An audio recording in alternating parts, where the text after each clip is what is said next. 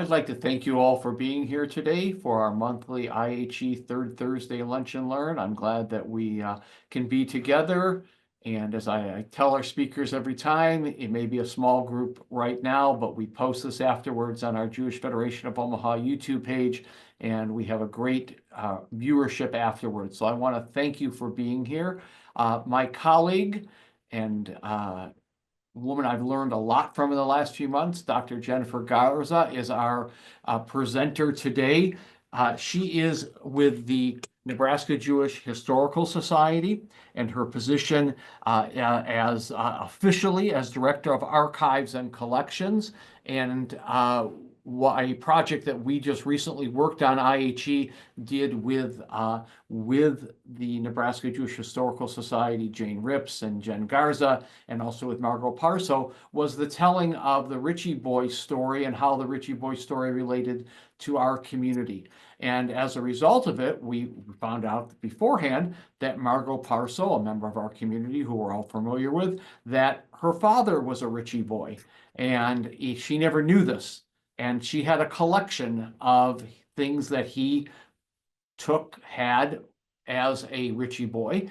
And in the Kleinberg Heritage Center, we now have a display of it, of many of those things. And I asked Jen if she would today present on it and explain how we curated exhibit and how we're moving forward with as a result of our work together. So I'd like to welcome you and thank you for being here and turn it over to you, Jen. Thank you, Scott, and thank you for inviting me to talk. So for those of you who don't know me, again, as Scott said, I'm Jennifer Garza, and I'm the Director of Archives and Collections here at the Jewish Historical Society, which is kind of a fancy way of saying that I take care of all the stuff here. And just a little bit of quick background about me. I have a PhD in Russian history. And most of my career has been spent in academia. And then a few years ago, during COVID, I got bored and decided to get another degree in museum, a certification in museum studies. And so I've been doing that ever since. And for a time, I worked at the Saunders County Museum in Wahoo.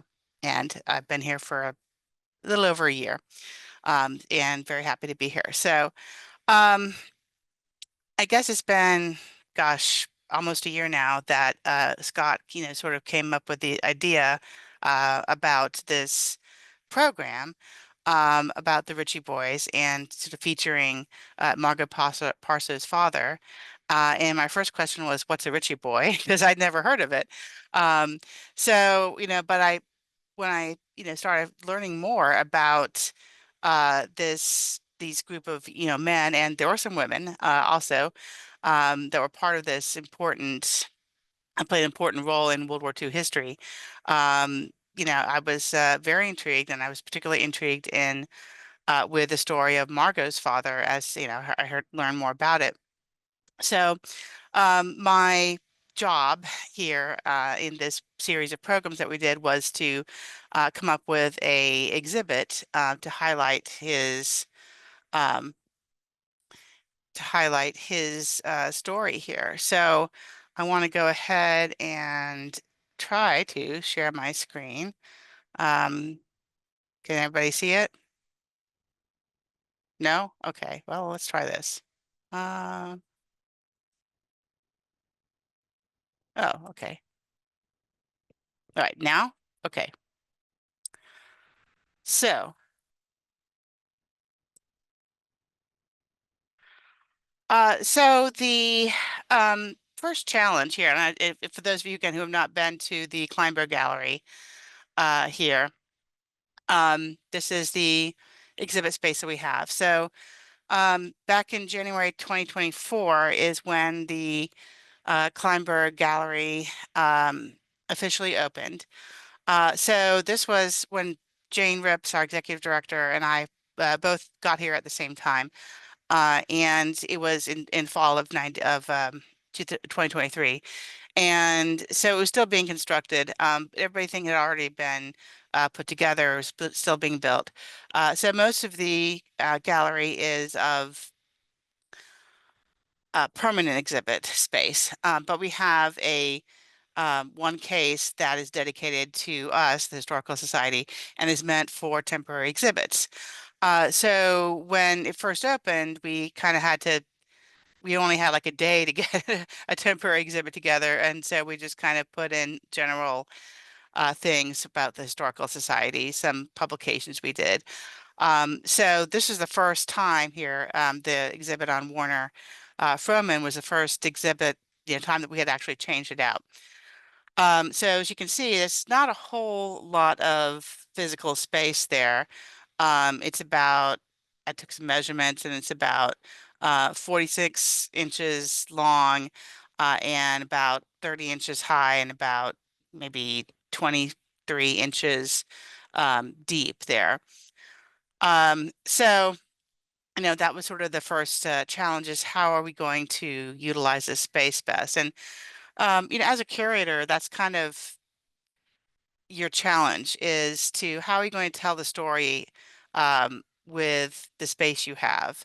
No matter how large or small your museum is, what pieces are you going to pick? How are you going to tell the story? So um, Margot graciously loaned us these items here to display. And so we decided to open the exhibit in early November, ahead of our first program, which was the movie on the Ritchie Boys.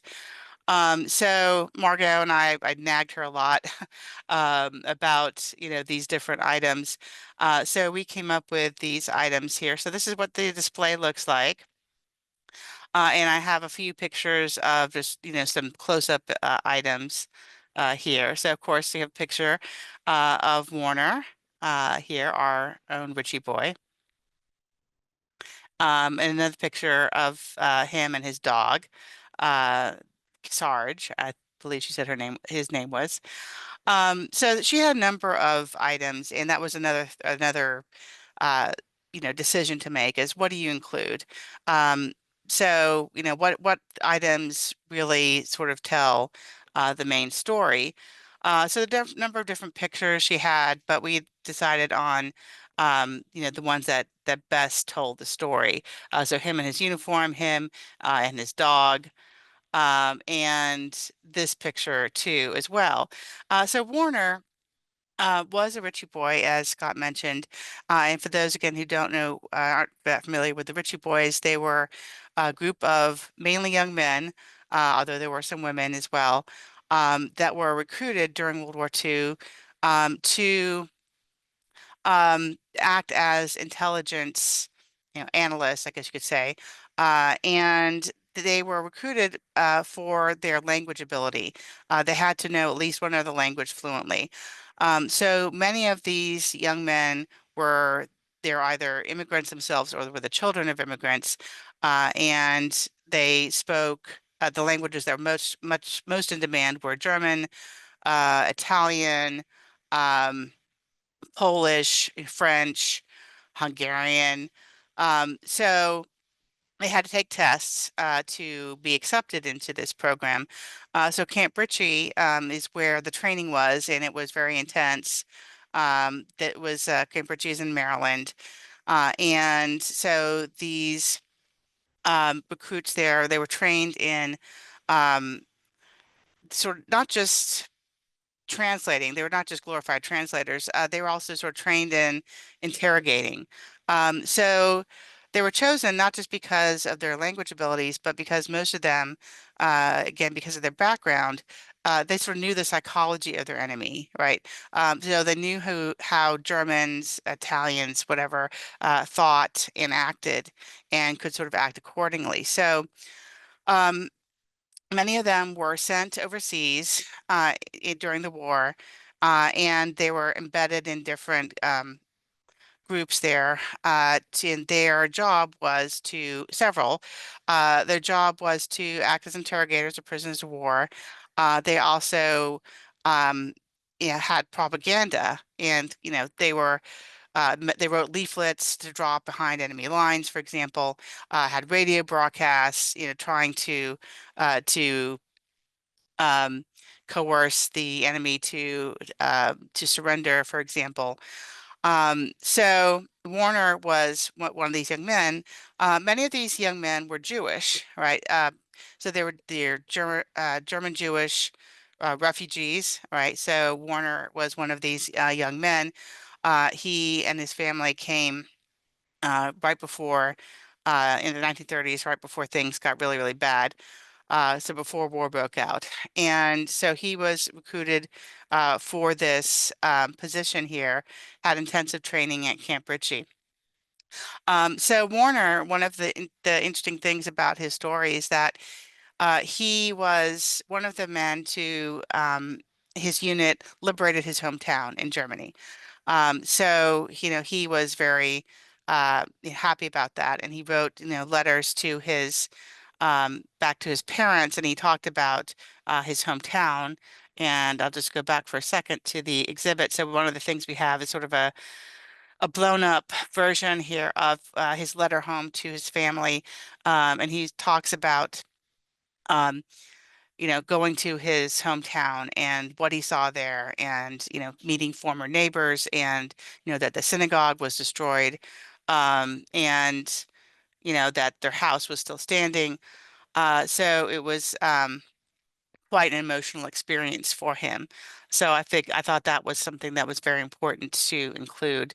And he also, in another letter, there's two letters there actually, another letter, he describes going to the um, home where Goebbels lived, and other high-ranking Nazi officials. So this was in 1945.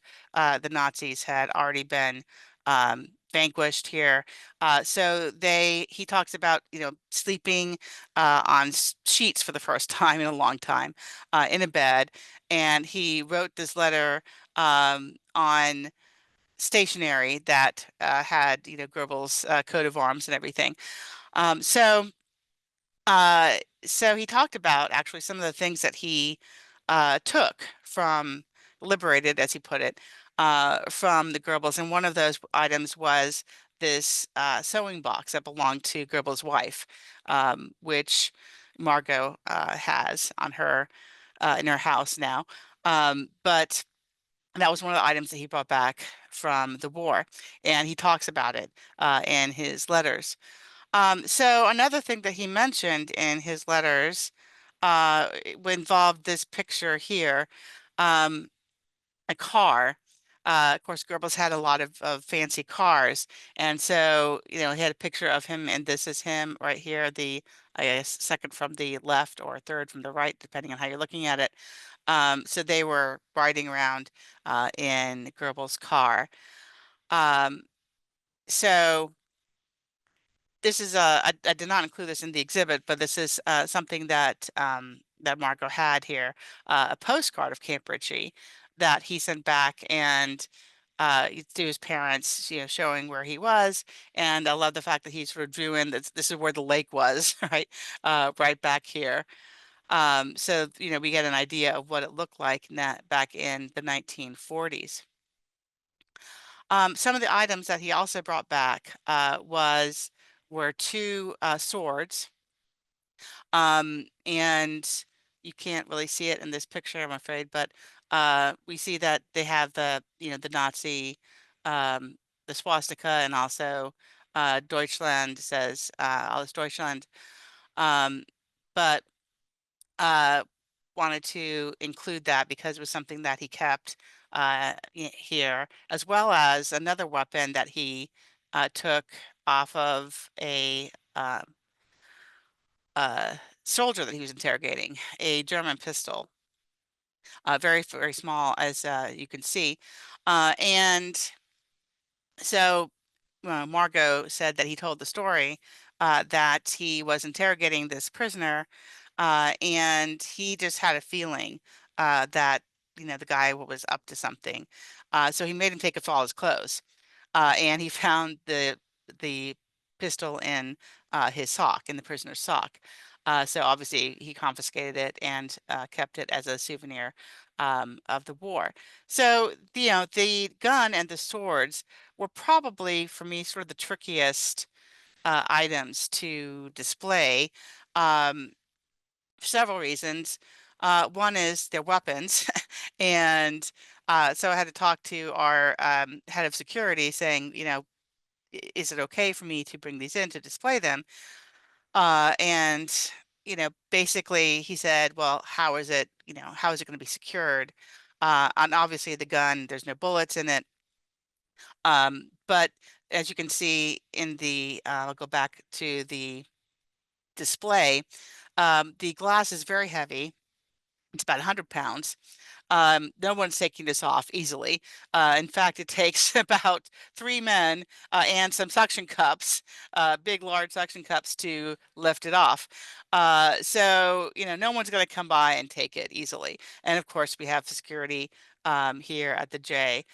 So that was, again, um, certainly no issues there. But the other issue that I had with displaying the items was, again, how do you showcase it? Um, and we didn't have a space to adequately display the sword without, having it obscure others. So we had one sword laying down, one propped up. And again, displaying a sword is a little harder than you would imagine. Trying to display it in a 3D way. So one of the things, I had gotten a grant from the Nebraska State Historical Society Foundation uh, for to purchase items for preservation, archival boxes and materials, etc. And I also wanted to buy some materials for displays. So I happened to found, took a lot of research, but I found a company that had some small uh, sword displays. So that's what I used for the smaller one. And the probably the hardest thing to display was actually the pistol. It was too small for any of the stands that I found. Even the smallest stand that I found was not, enough here, small enough to hold it up. So we decided to ultimately to just lay it flat. So that was the biggest challenge there. But as you can see, we made it work. So again, in terms of telling the story, what do you want to include here? How does this sort of fit into the larger story of Warner and really and his role as a Ritchie Boy?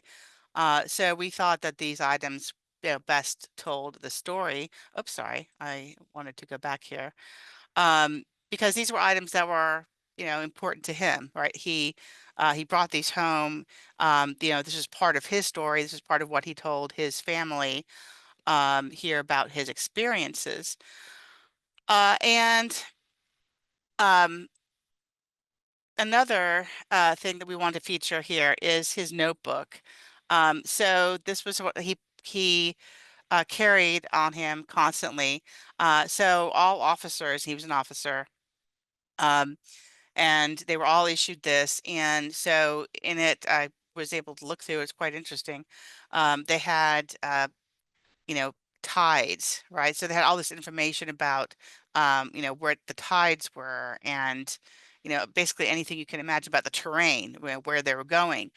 And he also wrote down a sort of very detailed diary of where he was, how many day by day, basically how many people he interrogated, how many prisoners he interrogated, um, and so it was based on these notes that he wrote to his family about his experience of liberating his town and going to Austria.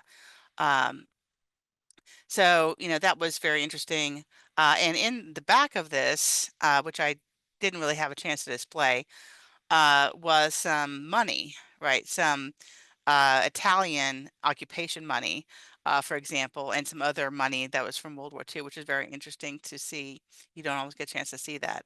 And another fun thing was the spy camera. Minolta apparently made small spy cameras at the time. So both sides used it during the war. So that was his small spy camera there. So, um, and of course, the another important thing that we wanted to highlight was his medals. So, Margot's mother had these framed, and we displayed these along with a list of, you know, Jane Rips looked up all the ones, most of them we knew, but some of them we weren't really sure what they were. But they included his Bronze Star and his Croix de Guerre medal, as well as his officers' insignia and other insignia there from the war. And there were some other medals that she had, but again, we didn't have a lot of space to put it in. So we decided to just feature, the most important ones there. Um,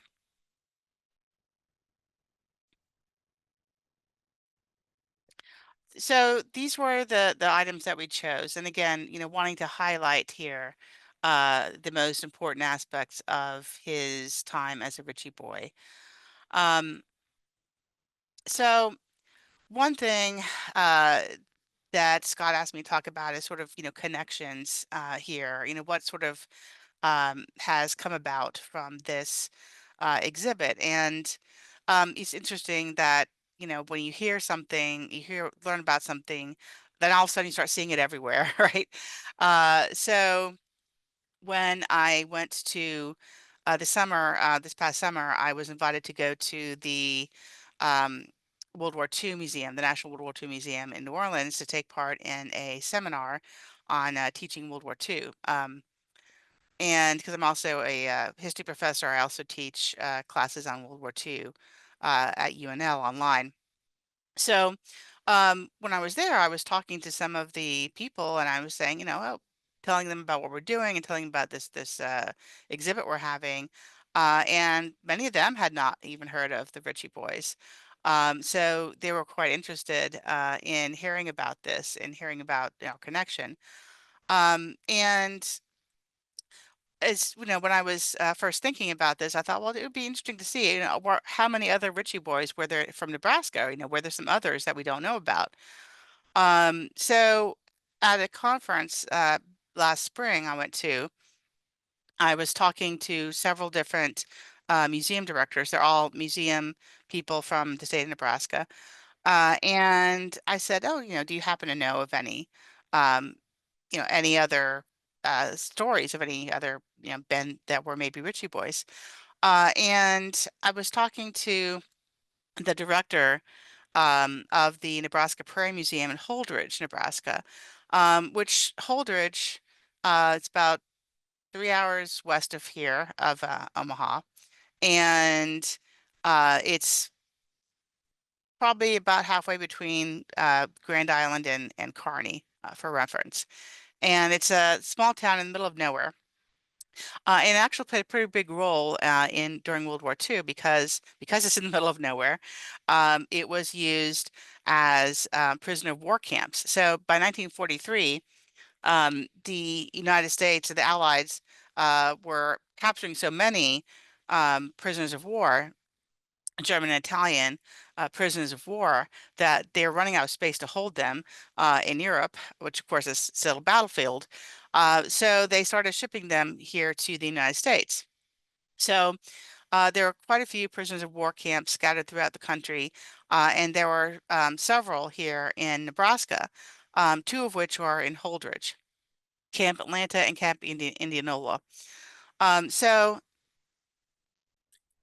I was talking to Micah about it, and he said, well, um, I don't know any, Ritchie boys, but there's a man named Thomas Nagala, and he was a guard and a translator and interrogator at Camp Atlanta during the war.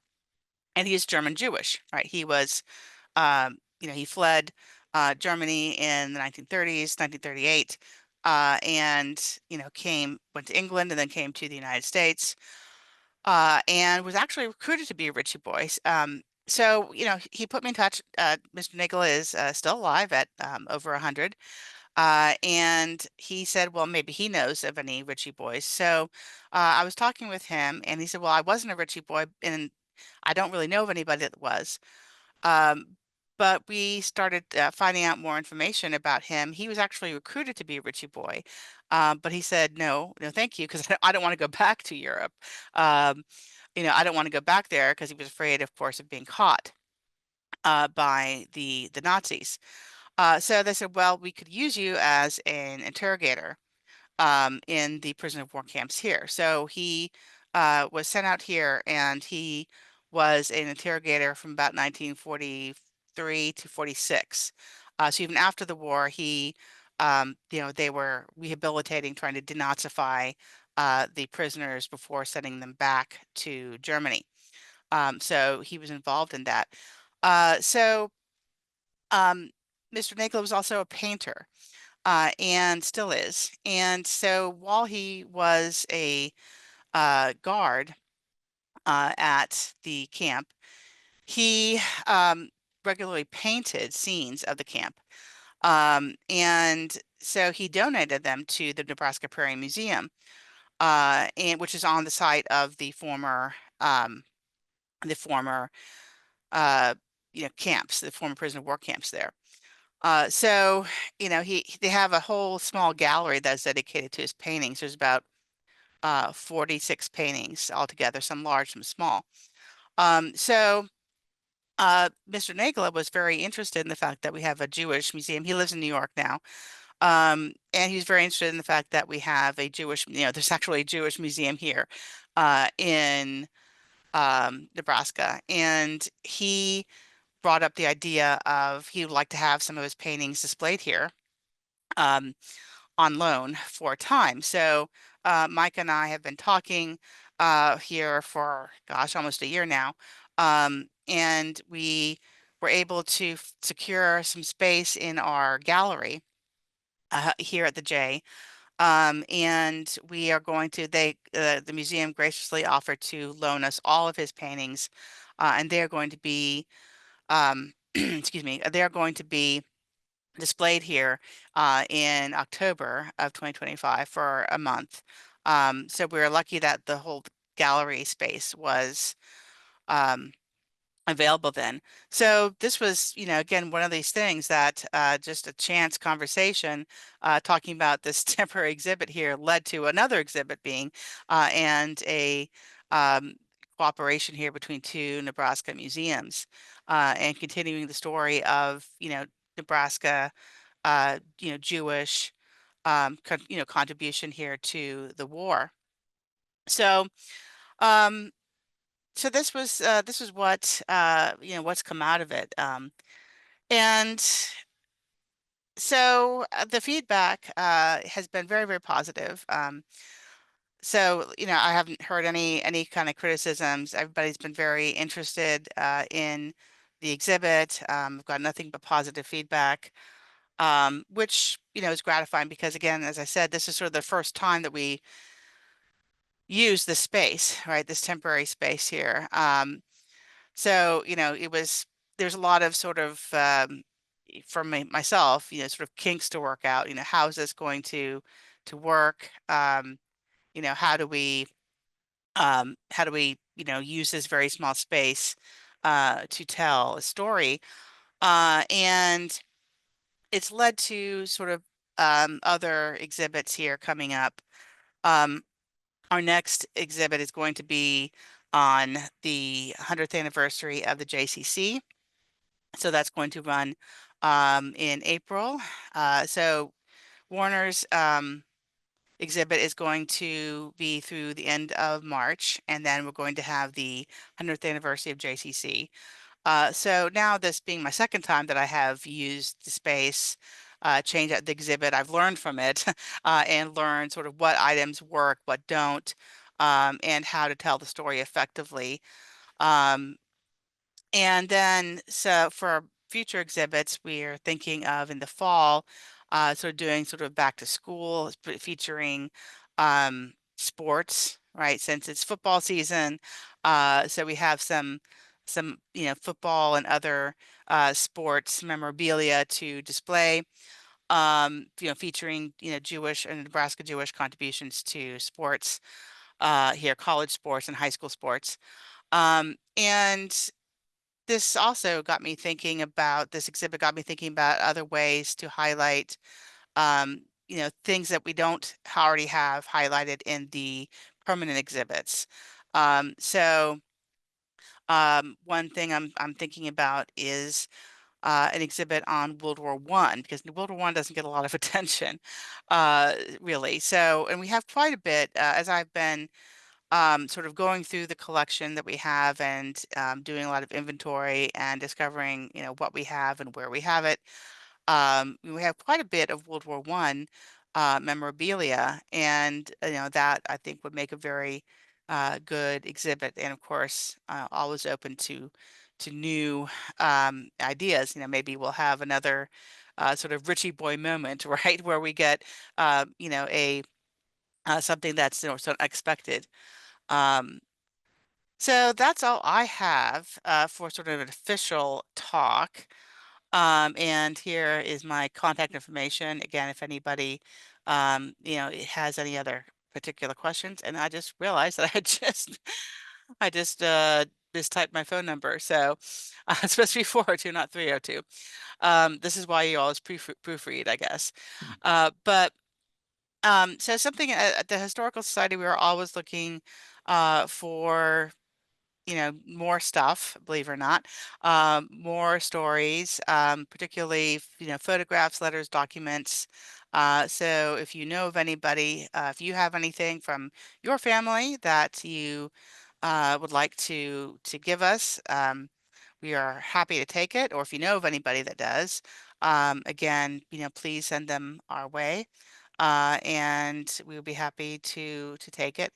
And we have if you have not been here, we have lots of files on various families and businesses, here from the Jewish community in Nebraska. And we're always on the lookout for more. So, So I actually do have a few questions, but okay. I'm going to first go to Bob Olish because I want to hear from Bob. He has his hand up. Sure. As I remember, the Ritchie Boys, the main purpose of the Ritchie Boys was for interrogation of prisoners of war. So most of the Ritchie Boys were living in Europe, and then they came to America, and then they had to serve in the armed forces, and they had to have a certain intellect, and they had to know a foreign language. But regarding memorabilia, probably in Omaha, in Nebraska, there are many children of soldiers who have that memorabilia. So you're going to need a bigger display. Well, I can Uh, answer part of that question we have, and I'm sure Beth had this happen when she was with IHE, maybe more now just because of the aging of families find things in their uh, father, grandfather's belongings after they are no longer either living at home or deceased. And we get calls about things, mainly on our end, it's usually flags, hats, things along those lines. We don't display things. We have no want to display things with swastikas on them. However, we do want to get them out of circulation. We don't want them being falling into the wrong hands. So we have taken those things, but we don't necessarily put out information like come bring your things to us. People tend to come to us, or for example, a couple years ago, people went to somebody in Lincoln, went to Ari Cohn. He came to us, things like that. Jen, I don't, what have you had similar experiences? Um, yes, not here so far, but one thing that experience I had was when I worked at Saunders County. Historical Society. Somebody came in and they said similar story. They were sort of cleaning out things from a past relative and found some Ku Klux Klan robes. So there's a surprise to them. They had no idea that their relative had been involved in that. So they said, well, what do I do with them? So we said, well, we'll take them. Again, we're not displaying them, of course, but they live in the basement along with other memorabilia that's similar to what Scott said. We have quite a few. They had quite a few, Nazi paraphernalia as well that soldiers had brought back with them as sort of souvenirs.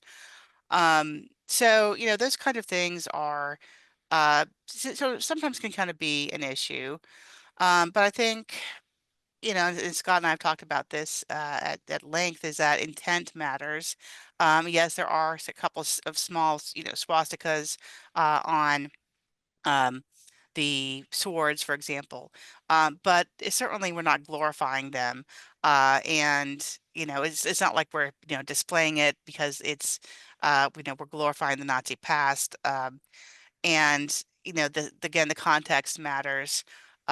This was something that, again, this is somewhat poetic justice, right? That the, German Jewish soldier here, American soldier, was the one that was taking these and taking them back as sort of a symbol of victory, his victory over the Germans.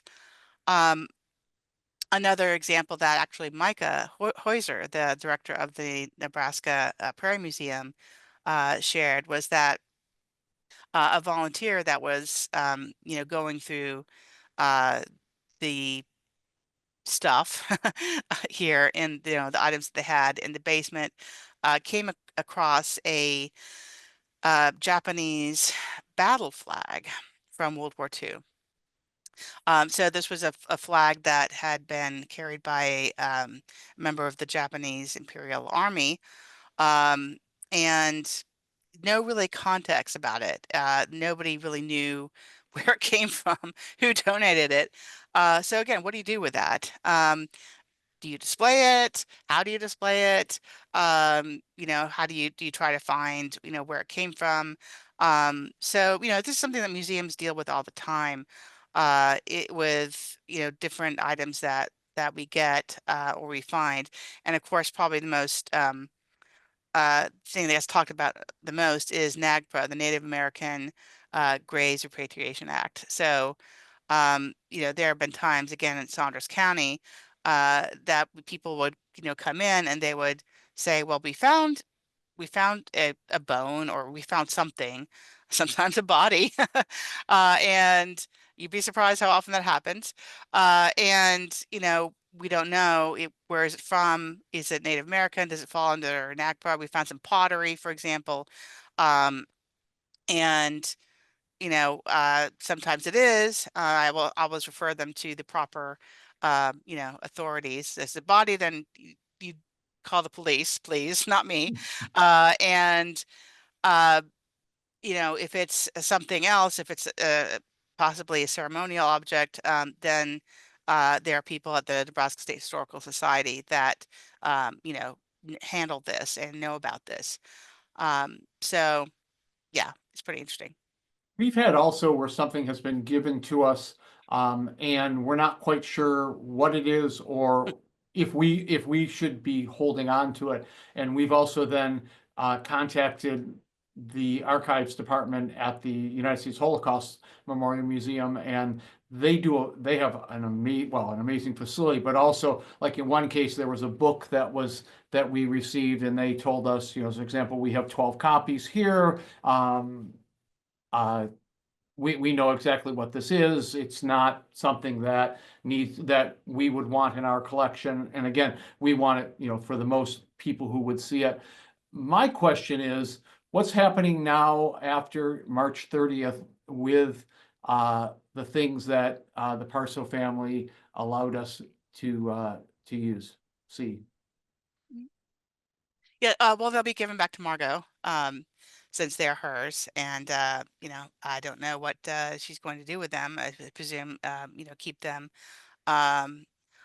I know that when we had the director of the Ritchie Boy Museum here, we talked about possibility. I actually sent her some copies of some of the photos and everything that we had. She was interested in that. But yeah, as far as what happens, it's kind of up to the Parso family. So Oh, I will give them back to Margot. So she just lent them to us. So Beth?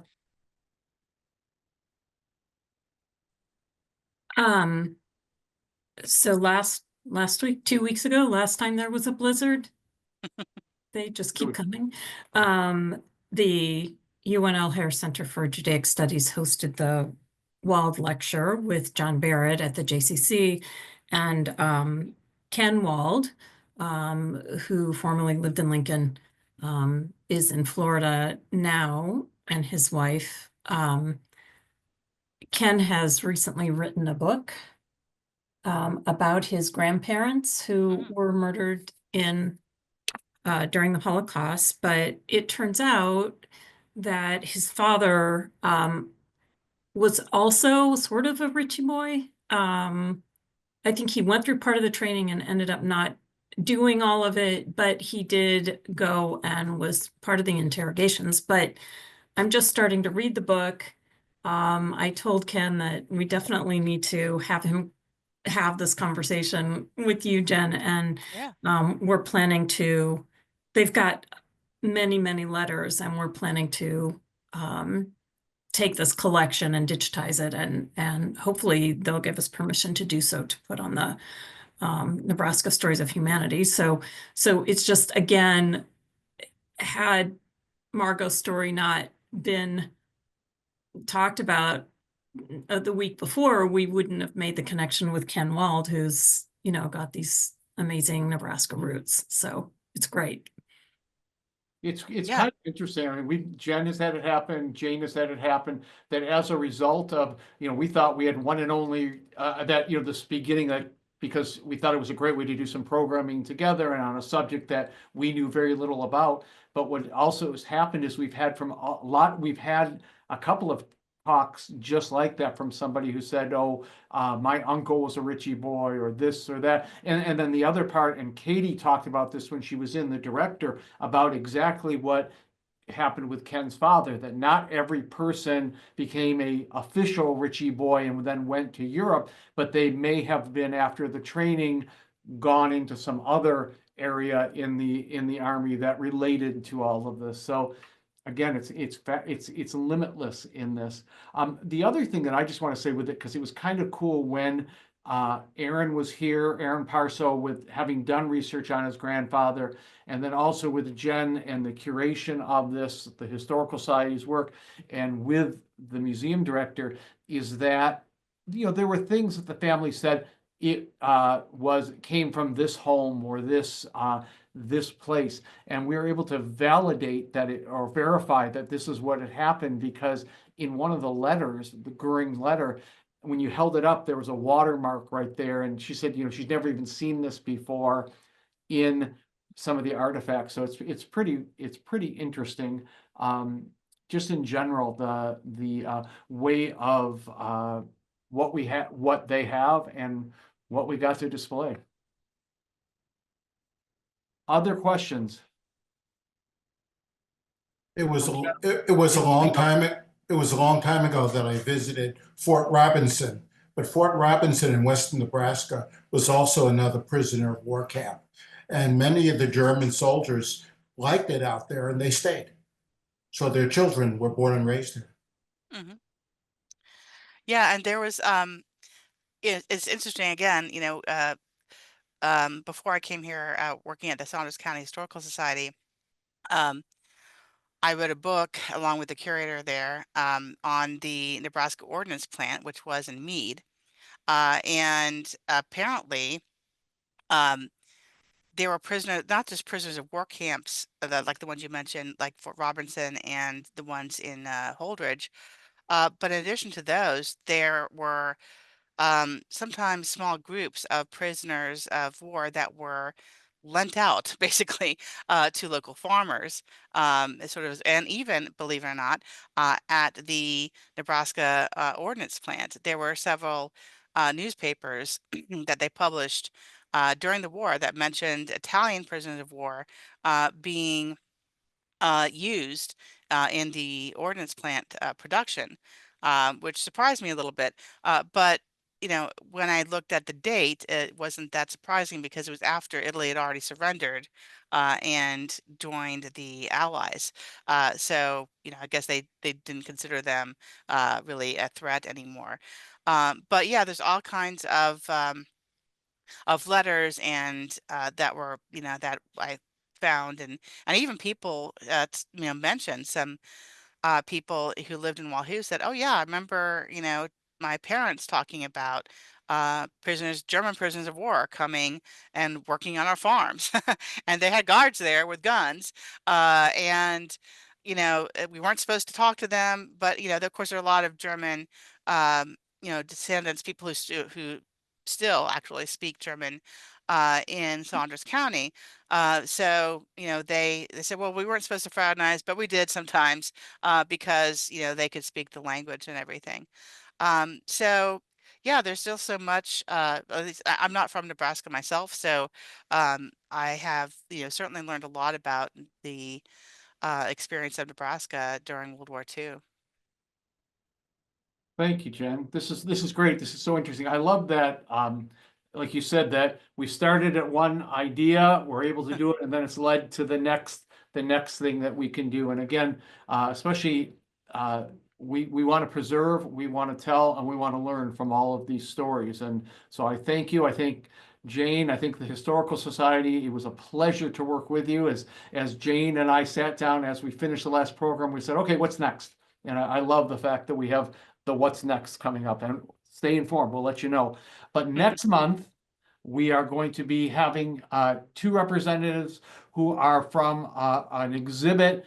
The organization is called Avenues for Change, Holocaust and Genocide Education, and they have a display that is actually being shipped right now to us on the Kitchener Camp experience, which is a very interesting experience of related to the Kindertransport, and the exhibit is going to be on display during during April at College of St. Mary, and with our partnership with Dr. Mark Gudgel. And so we look forward to having them speak about that and for us to learn even more. Again, another thing where somebody came to me and said, hey, my father was here. Do you think you can bring this exhibit in? So it's a great opportunity. Jen, again, thank you so much.